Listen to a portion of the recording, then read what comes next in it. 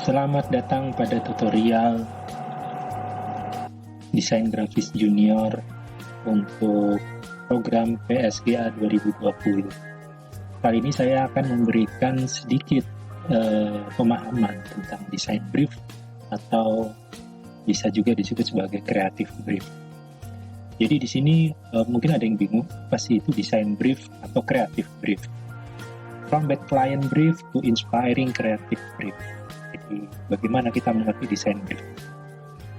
Kita langsung saja. Jadi desain yang bagus itu sebenarnya berasal dari sebuah keperluan, sebuah kebutuhan, sebuah tujuan. Ya, jadi kita tidak bisa membuat desain yang bagus kalau kita tidak ada tujuan. Jadi penting untuk mengetahui tujuan pembuatan desain itu untuk apa, seperti apa, dan bagaimana. Proses kreatif desain itu tahapannya adalah mungkin kita harus paham dulu masalahnya. Karena desain sebagai komunikasi visual itu harus dapat diterima dan satu persepsi oleh target pasar atau target audience. Untuk itu kita sebagai desainer harus memahami masalah yang dihadapi oleh klien. Apa masalah?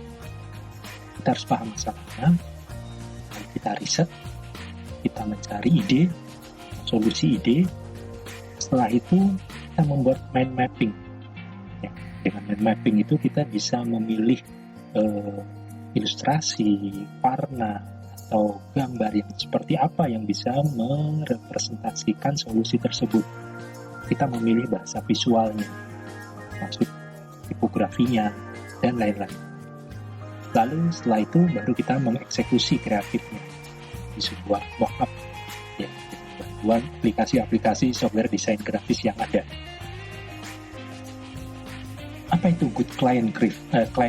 Ya, jadi client brief yang bagus itu apa? Mungkin ada yang pernah mengerjakan sebuah pekerjaan, ada klien yang meminta untuk dibuatkan desain, lalu kita berpikir, oke, kita harus bertanya dulu lebih banyak kepada klien kita itu. Dan jawabannya mungkin dari klien akan seperti ini.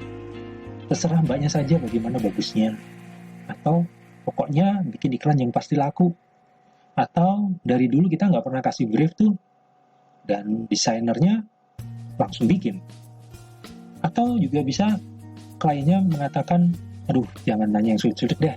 Kita nggak tahu. Yang penting kita punya duit. Dan kita meng-hire desainer untuk membuatkan solusi visual yang kita hadapi, di permasalahan yang kita hadapi. Atau saya mau bikin iklan, kok malah ditanya brief. Nah, inilah yang sebenarnya yang bisa terjadi kalau kita menemukan klien-klien seperti ini. Jadi mereka tidak paham. Nah, kita sebagai desainer harus memahami bahwa tidak semua klien itu tahu caranya membuat brief. Kita sebagai desainer juga harus membantu klien, ya. Jadi kalau di sini ada penelitian 99 klien itu nggak tahu caranya bikin. Penting dia bisa tahu caranya menemukan desainer dan membayar desainer. Nah, bikin brief itu sebenarnya tugas client service atau mungkin tugasnya account eksekutif lah, ya. Account eksekutif itu penghubung antara klien dengan desainer atau tim desainer grafis. Jadi tugasnya client service, ya, setelah memahami data informasi klien yang biasanya membingungkan. Jadi bisa jadi client service-nya atau client account tersebut adalah desainer grafis juga. Saya lebih memahami keinginan dari klien itu seperti apa. Nah, klien dengan agensi, di sini agensi ini saya asumsikan bahwa desainer grafisnya itu termasuk di dalam sebuah tim dari sebuah agensi biro iklan. Jadi klien dan agensi itu bersama-sama menentukan tujuan promosi yang jelas. Jadi kalau kita tidak tahu tujuan promosinya, kita tidak bisa membuat ide solusinya. Jadi harus jelas dulu apa itu tujuan promosi yang diinginkan oleh klien. Jadi dari client brief itu visioningnya adalah membuka wawasan klien. berpromosi itu seperti ini, membuat iklan itu seperti itu, tahapannya seperti ini, prosesnya seperti itu. Jadi agar klien itu bisa paham. Ya. Jadi kita terus mencerdaskan klien juga. Nah, dari client brief menuju ke creative brief atau dari client brief menuju ke design brief itu bagaimana? Bisa nggak sih? Nggak bisa. Jadi kita sebagai desainer harus sering membaca brief. Jadi akun eksekutif atau penghubung dari klien ke kita sebagai desainer. Kita baca. Kita riset. Jadi kalau kita tidak sering membaca brief dan jarang riset, ya boleh dipastikan wawasan kita akan kurang untuk memberikan solusi visual yang diperlukan oleh klien. Nah, seterusnya adalah setelah brief kita pahami, kita memperhatikan consumer journey. Consumer journey itu berarti kita harus memahami konsumen dari si klien. Jadi klien misalnya memproduksi sebuah produk dan dijual. Kita harus memahami siapa pembeli produk tersebut agar kita bisa membuat iklan atau kita bisa membuat pemasaran yang tepat yang bisa meningkatkan penjualan atau image dari konsumen kepada produk yang dimiliki oleh klien. Jadi perhatikan consumer journey. Jadi konsumen itu yang membeli produk dari klien kita itu dia biasanya ngapain? Jadi target audience atau target pasar. Dia dari bangun tidur sampai tidur lagi. Jadi dari pagi sampai ketemu malam. Apa sih yang dilakukan oleh konsumen? Calon konsumen ya. Dia ngapain aja? Kita harus paham agar kita bisa menemukan point of contact. Ya. Kalau kita tidak menemukan point of contact, kita akan kesulitan dalam mempublikasikan atau memilih media pemasaran yang kita rancang. Jadi intinya memahami konsumen journey itu adalah menemukan point of contact.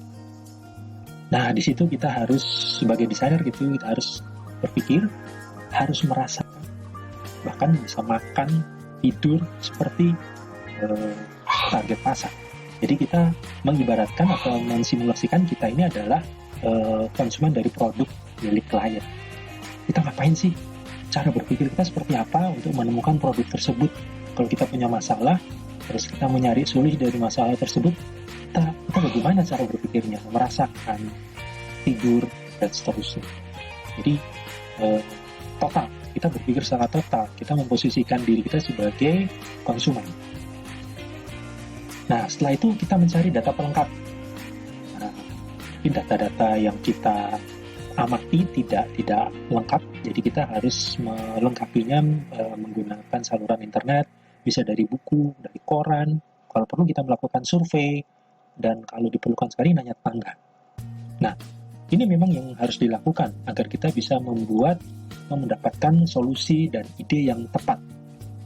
Bagaimana merancang desain yang merupakan solusi visual untuk klien. Nah, berikutnya setelah kita dapat semua data-data itu, kita brainstorming. Kita endapkan, kita berdiskusi dengan rekan-rekan tim desainer kita, atau kita sendiri yang mengerjakan desain, ya kita harus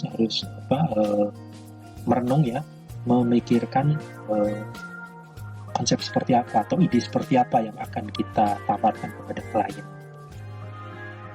Jadi di sini client service tambah dengan kreatif desainer ditambah dengan media itu akan menghasilkan sebuah desain visual yang bisa memberikan solusi yang tepat bagi permasalahan komunikasi visual ke klien kita. Client service tambah dengan kreatif yang bagus dan pemilihan media yang tepat itu akan menghasilkan solusi yang tepat. Nah, sekarang kita baru boleh menyalakan komputer dan mulai mendesain. Jadi kita tidak menyalakan komputer dulu sebelum kita mengetahui solusinya dan konsep desain seperti apa yang akan kita kerjakan. Dengan proses yang benar, semoga menghasilkan iklan terbaik. Terima kasih.